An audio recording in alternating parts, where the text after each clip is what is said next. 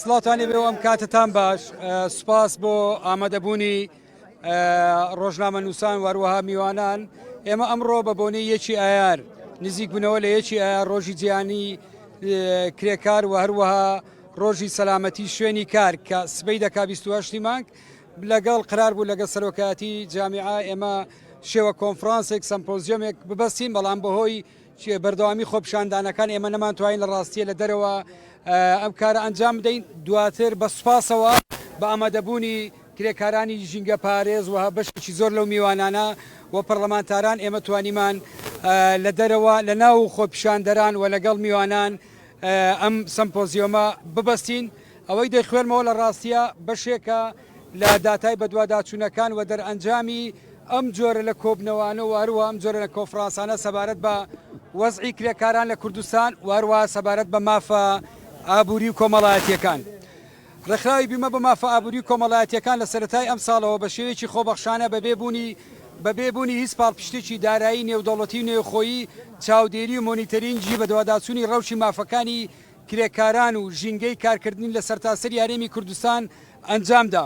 بۆ ئەم مەبەستە لە تەواوی شار و شارۆچکەکانی هەرێمی کوردستان تیمی خۆبەخشی دروست کردووە ئەم راپۆرتە ئەنجامی بەدواداچوونی خۆبەخشانەی تیم و گروپەکانە لە سەرتاسەری هەرێمی کوردستان بە شێوازی چاودێریکردنی هەواڵی دەستگاکانی ڕۆژنامە نووسان وهروەها بەدواداچوونی گروپەکان بۆ شوێنی کار و ئەو راپۆرتانەی کە لە شوێنی کارەوە بۆمان دێ ئەم راپۆرتی بۆتان ئەخوێنمەوە بریتێ لە پوختێک لە راپۆرتێکی فراوان کە لە کۆتایی ئەم ساڵ بە شێوەی وردەکاری بۆ ڕای گشتی و لایەنە پەیوەنددارەکان دەیخێنە ڕوو بەهۆی تەواو نەبوونی پرۆسەکانی بەدواداچوون و راپۆرتی کۆتایی ئێمە تەنیا بە شێوەی پوختە بەشێک لە ڕووداوەکانی شوێنی کار گیان لە دەستدان و زامداربوون بەبێ وردەکاری بڵاو دەکەینەوە هەڵبەتە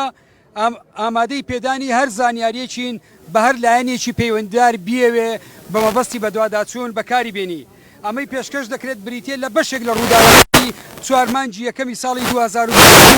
لە گیان لە دەستدان و زامداربوون بە بۆنەی پێشوازی و ئامادەکاریەکان لە یادکردنەوەی یەکی ئایا ڕۆژی جیهانی کرێکاران و هەروەها ڕۆژی جیهانی سەلامەتی شوێنی کار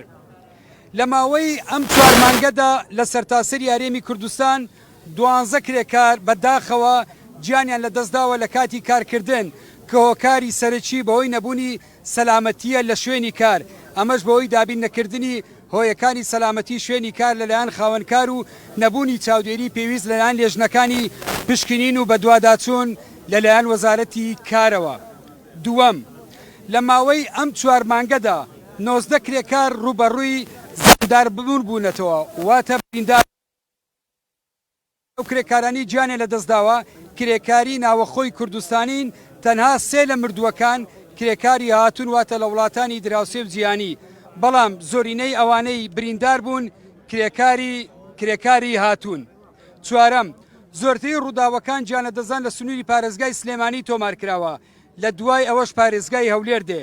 تا ئامادەکردنی ئەو راپۆرتە تیمەکانمان هیچ هەواڵ و هیچ بەدواداچوونێکیان بە ئێمە نەوتووە کە کرێکارانی مردوو زامدار بوو قەرەبۆ کرابنەوە لەلایەن وەزارەتی کار و لایەنە پەیوەنددارەکان و کۆمپانیاکان هیوادارمەوەی ئێمە هەڵە بێ و کرێکار هەبێ کە بە پێی یاسا قەرەبۆ کرابێتەوە سەبارەت بە مافە ئابووری کۆمەڵایەتیەکان لە نیوەی یەکەمی ئەم ساڵ ئەم پێشێلکاریانەی خوارەوە تۆمار کراوە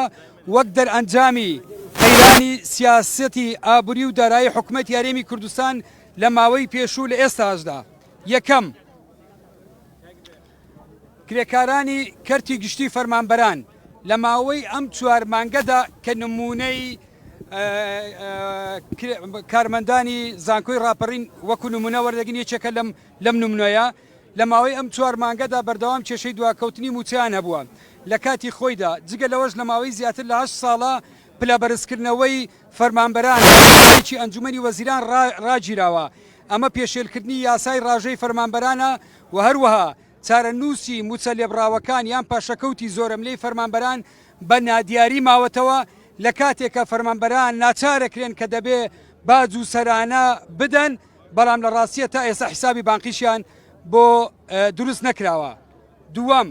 خانەنشینان جگە لەوەی ڕوبەڕێی دواکەوتن و پێشێلکاریەکانی تری مافە ئابوووریەکانیان دەبنەوە لە ماوەی ئەم 4 مانگەدا 4 خانەنشین لە نەوەرە دوور و درێژەکانی موچە وەرگرتن بەداخەوە گیانی لەدەستداوە. ئەمە بەشێکە لە ڕاستیە لە پیسبوونی ژینگەی کار و هەروەها فراوانبوونی ئاراستەی بە تایبەتیکردن واتە خەسخەسە لە بواری تەندروستی نەخۆشخانەی تایبەت دامەزراندنی زایینکۆی ئەهلی پێدانی کارەبا بە کەرتی تایبەت ئەمە وایە هەموو خزمەت گوزاریەکان بە نرخێکی بەرزتر لە کەرتی گشتی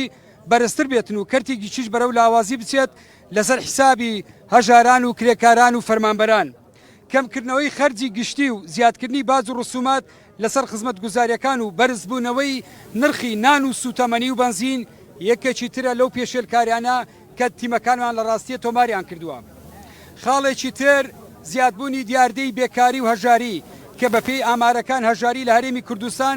لە ساڵی 2018 کە ئەم ئامارانە ڕاستیە علاماتی پرسیاری لەسرە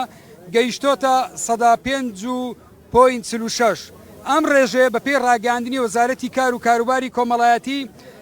عێراق لە ساڵی 2020 ڕێژەی ئەم ڕێژەیە هەڵەکشێ بۆ 112 لە هەرێمی کوردستان و 134 لە عێراق. هەندێک لە سەرچاوەکان ئاماژە بە ڕێژەی بەرزترەکەن.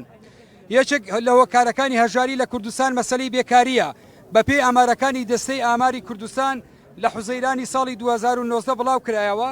ڕێژەی بێکاری بۆ گروپی تەمەن 15 بۆ 24 دەگاتە 123.19. هەڵبەتە ئەم ڕێژەیە لەگەڵ زیادبوونی هێزی کاری نوێ کە بازاڕی کوردستان توانای دابنکردنی هەلی کاری بۆی نییە لە هەڵکشانێکی مەترسیدایە بە تایبەتی ئەگەر ڕێژەی خوێندکارانی دەرچووی زانکۆ کۆلۆژی و پەیمانگاکان لەبەرچاو بگرین کە هەلی کارکردنیان لە کەرتی گشتی نییە هەندێک لە سەرچاوەکان ئاماژە بۆ زیادبوونی بێکاری بۆ 125 لە ناو ڕەگەزی نێرینە دەکەن و هەروە بۆ ڕێژوی سەروی سەداسی لە ناو ڕەگەزی مینە لە نێوان گروپی 115 بۆ 24. ساڵانە بە گشتی زیاتر لە 30,000 دەرچووی زانکۆ پەیمانگا لە هەرێمی کوردستانەیە. زیاتر لە نیوەی دەرچوانی زانکۆکان لە ڕەگەزی مینەن لە ساڵی 2012 بە دواوە دامەزران لە کەرتی حکومی وەستاوە و هەلی کاریش لە کەرتی تایبەتی سنووردارە. ئەو باردۆخەی دروست کراوە زۆرینەی کەسانی بێکار لە کوردستان هەڵگرانی بڕوانامەی پەیمانگا و زانکۆن بە ڕێژەی 136.49. بەپێی بە دوواداچوونەکانی ئێمە لە بواری خانەنشین و کرێکارانی کەرتی تایبەتی بە نمونا کرێکارانی ژینگە پارێزی پرۆسەی لەبەرەوەی پرۆسەی خانەنشینکردنی کرێکارانی کەرتی تایبەت لە کوردستان